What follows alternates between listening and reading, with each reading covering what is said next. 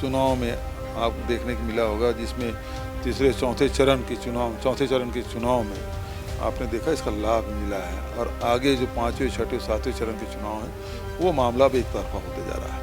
अब स्मृति ईरानी जी की पहचान क्या है? उसकी पहचान केवल इसलिए बना था कि वो राहुल गांधी के खिलाफ लड़ रही, इस कारण से उसकी पहचान बनी थी।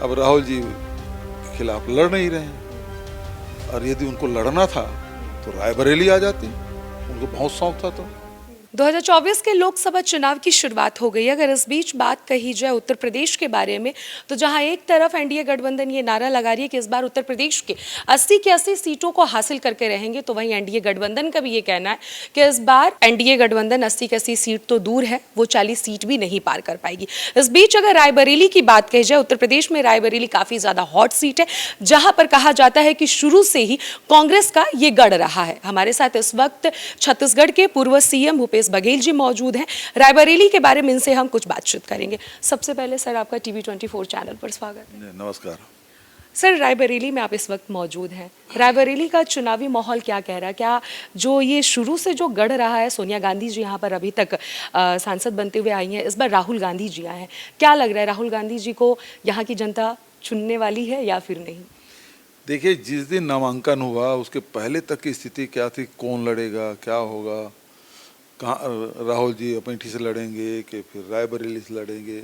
और 3 तारीख को जैसे रायबरेली से उन्होंने नामांकन भरा, पूरे उत्तर प्रदेश और उत्तर भारत में एक वातावरण बना, और एक करेंट सा, एक लहर पूरे चुनाव में आपको देखने को मिला होगा, जिसमें चौथे चरण के चुनाव में आपने देखा इसका लाभ भी मिला है। और आगे जो 5वें, 6वें, 7वें चरण के चुनाव हैं वो मामला भी एक तरफा होते जा रहा है। ठीक है, अमेठी से राहुल गांधी जी आ गए हैं रायबरेली में, इस पर क्या कहना चाहेंगे? अमेठी में केएल शर्मा जी हैं और इस बार रायबरेली से राहुल गांधी जी हैं।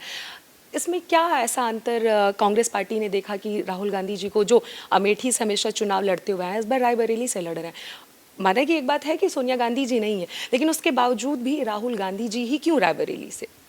देखिए, अमेठी रायबरेली से इनका पारिवारिक संबंध है, इनका घर है। और तब से आप देखेंगे नेहरू जी के ज़माने से राहुल जी के समय तक के आप देखेंगे उनका संबंध रहा है, एक रिश्ता रहा है 100 सालों का। दूसरी बात यह है कि जो कांग्रेस की जो रणनीति है उसमें भारतीय जनता पार्टी फंस गई, और स्मृति ईरानी जी बुरी तरह से फंसी है और उससे उबर नहीं पा रही है। और केएल शर्मा सांसद में जाएंगे, लोकसभा जाएंगे, और स्मृति ईरानी जी स्मृतियों में ही रह जाएंगी। स्मृति ईरानी जी कह रही है मेरा तो कोई मुकाबला ही नहीं है। जिस दिन राहुल गांधी ने अमेठी से नामांकन नहीं किया, उसी दिन मैं समझ गई कि मेरा कोई मुकाबला ही नहीं है। मतलब वो ये दावा कर रही हैं कि इस बार भी वो बीजेपी वहां पर कमल खिलाने वाली है। अब स्मृति ईरानी जी की पहचान क्या है? उसकी पहचान केवल इसलिए बना था कि वो राहुल गांधी के खिलाफ लड़ रही, इस कारण से उसकी पहचान बनी थी। अब राहुल जी के खिलाफ लड़ नहीं रहे हैं, और यदि उनको लड़ना था तो रायबरेली आ जाती, उनको बहुत शौक था। तो भाई राहुल गांधी जी अमेठी नहीं लड़े, तो ये तो उनका रायबरेली शुरू से रिश्ता रहा है। तो स्मृति ईरानी जी कितने लड़ने का शौक था, तो रायबरेली क्यों नहीं आई? वो लड़ लेती। रायबरेली को मना कर रहे थे क्या? ये श्याम रंगीला थोड़ी कि जिसमें उसका नामांकन रद्द कर देते, है ना? तो आ जाती, यहाँ लड़ लेती रायबरेली से, फिर हो जाता मुकाबला, उसके लड़ने का शौक वो भी पूरा हो जाता। वो क्यों नहीं आई? ठीक है, ये बताइए कि अभी जो चुनावी माहौल चल रहा है और रायबरेली की बात कही जाए, काफ़ी ज़्यादा आपकी पार्टी से बड़े बड़े वरिष्ठ नेता, बड़े बड़े मंत्री, सभी लोग रायबरेली में ही खास करके आ रहे हैं और जनसभाओं को संबोधित कर रहे हैं। अभी बीते दिन सचिन पायलट जी भी आए थे और भी तमाम मिनिस्टर आए थे, अभी आप भी यहाँ पे मौजूद हैं। रायबरेली पे ही ऐसा देखा जा रहा है एक नज़रिए कि कांग्रेस पार्टी का जो सबसे ज़्यादा फोकस है वो रायबरेली सीट को लेकर है। क्यों? नहीं, ऐसी बात नहीं है।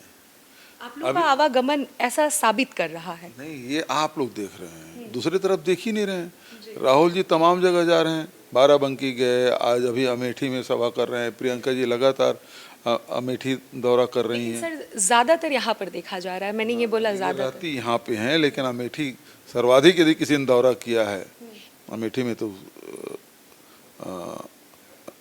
प्रियंका जी ने किया है, और सभी जगह जा रहे हैं, ऐसी बात तो है नहीं कि नहीं जा रहे हैं। तो लेकिन चूंकि ये हॉट सीट है, पूरे देश की और दुनिया की निगाह लगी हुई है, मीडिया की भी निगाह लगी हुई है, तो देख रहे हैं। यही बात मैं आपकी जुबान से सुनना चाहती थी सर कि हॉट सीट है और सबकी निगाह यहाँ पर है। ठीक है, मेरा अगला सवाल ये होगा, 400 पार का नारा विपक्ष दे रही है, इस पर आपकी क्या ओपिनियन है? इस 400 पार का नारा दे के भारतीय जनता पार्टी बुरी तरह फंस गई, क्योंकि 400 पार क्यों चाहिए? जब ये सवाल किया गया तो वो कहे हम संविधान बदलेंगे। संविधान बदलने की बात आई तो सारे पूरे हिंदुस्तान की जनता उठ खड़ी हुई है, और ये बूमरैंग साबित हुआ। और उसके बाद अब बोले कि नहीं, ये 400 पार हम इसलिए मांग रहे हैं कि ये इंडिया गठबंधन है वो राम मंदिर में ताला लगा देंगे, इसलिए हमको 400 पार। मतलब ये तय नहीं कर पा रहे हैं कि 400 पार निकल तो गया है, राम मंदिर पे ताला लगा देंगे, आपने अभी ये बोला। हाँ, वो बोल रहे हैं। हाँ, मतलब वो बोल रहे हैं। तो राम मंदिर में ताला क्यों लगेगा भाई? ताला खुलवाने का काम तो राजीव जी ने किया, भारतीय जनता पार्टी ने किया है। राम वहां जो था, ताला लगा हुआ था 1951 से, वो ताला खुलवाने का काम राजीव जी ने किया। दूसरी बात, राजीव जी ने उस समय भी उन्होंने बात ये कही थी कि जो भी न्यायालय का फैसला होगा हम 1 इंच भी इधर से उधर नहीं होंगे। न्यायालय का फैसला आया, उसके बाद ही तो ये लोग कितना कूदे नाचे, कुछ भी किए, देश भर में आग लगी, लेकिन हुआ क्या? न्यायालय के फैसले के बाद ही निर्माण शुरू हुआ। तो ये जो श्रेय लेते हैं ना, इनके कहने से नहीं है। ये न्यायालय का सम्मान नहीं करते, लेकिन हम लोग न्यायालय का सम्मान करते हैं। पीएम का चेहरा कौन होगा? इंडिया गठबंधन जीतता है तो अभी तक चेहरा नहीं सर साफ हुआ है। इंडिया गठबंधन है वो तो तय करेगा। जहाँ तक कि व्यक्तिगत भूपेश बघेल से यदि सवाल कर रही हैं तो मैं कहूँगा राहुल गांधी जी को प्रधानमंत्री बनना चाहिए। और ये बात भूपेश बघेल के नहीं, पूरे रायबरेली जनता की भी ये भावना है, और पूरे देश के कांग्रेस के कार्यकर्ताओं की भावना भी। लेकिन सर इंडिया गठबंधन की गांठ भी तो बहुत ज्यादा खुली है, बहुत सारे लोग अलग भी हो गए हैं शामिल होकर। इंडिया गठबंधन को तोड़ने के लिए बहुत कोशिशें मोदी जी और शाह जी ने किया, लेकिन अंत में ये है कि इंडिया गठबंधन मजबूत है और पूरी ताकत के साथ खड़ी। अब जो चले गए तो या तो डर में गए हैं या लालच में गए हैं। तो ये थे हमारे साथ छत्तीसगढ़ के पूर्व मुख्यमंत्री भूपेश बघेल जी, जिन्होंने कहा कि इस बार इंडिया गठबंधन जीत हासिल करने वाली है।